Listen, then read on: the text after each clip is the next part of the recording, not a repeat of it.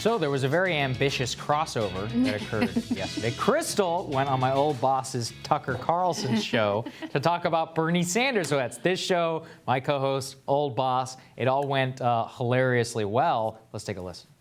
The truest fact in politics is you can't hold power if you ignore the source of it, in this case, voters. If you have no idea what your voters think, you're going to get turned out. Right. Well, and worse yet, they smear his voters, right? They call on MSNBC tonight, they compared him to the brown shirts. I mean, I'm not kidding. On the supposedly liberal network, they called Bernie Sanders supporters brown shirts. I just feel like I've seen this movie before. This is the best. It's very familiar, isn't it? Well, and that was the thing that was so weird for me, is like watching MSNBC, watching and now doing some CNN, and then being on with Tucker, who has a sympathy for the Sanders movement because he sees that a lot of the tools that were weaponized against Donald Trump are being weaponized against the Sanders movement, including calling them basically brown shirts or Nazis. It's very weird to be on Fox News and receive a friendlier reception than I get in those other places. Look, I knew that this would be controversial, me going on, because people have a lot of feelings about Tucker, which I get. Look, his politics are not my politics. I have issues with a lot of the things that he says. But I also don't believe in just like seating the millions of people. He has the second most popular show in the country. Like, what an opportunity for me to talk about progressive politics in a way that is like, you know, in a way that is very respectful to this massive audience. Of course I'm going to take that opportunity. There was like literally millions of people watching that, as we talk about here. I mean, the nexus of our politics is that there is quite a lot of anti-establishment crossover. Tucker Carlson understands this more than anything, and yet mystifyingly on MSNBC, as you mentioned, what do we see? We see this. Chuck Todd literally comparing the Sanders movement to brown shirts. Let's take a listen.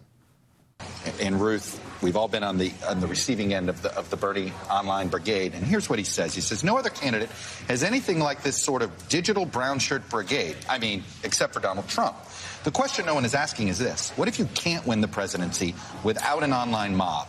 What if we now live in a world where having a bullying agro-social media army running around popping anyone who sticks their head up is either an important ingredient for or a critical marker of success? Wow. Okay, that's I know everybody's freaking out about this, but you saw the MAGA rally that's preparing around here. There are people coming from 3 or 4 states on that. That's real, and you know, this is like Bernie. Drives me insane.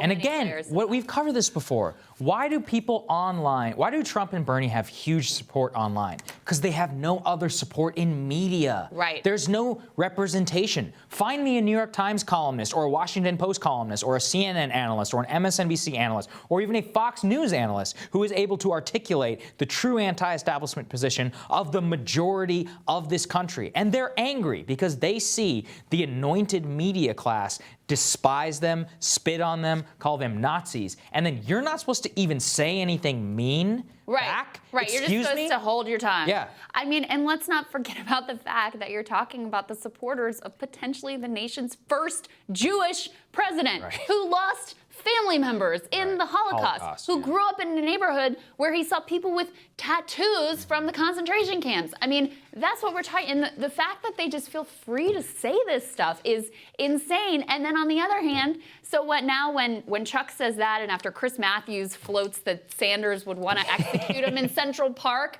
what all his supporters are just to say, you know, oh, we can't dare question these brilliant pundits. Of course they're going to go online and let you know what they think about it.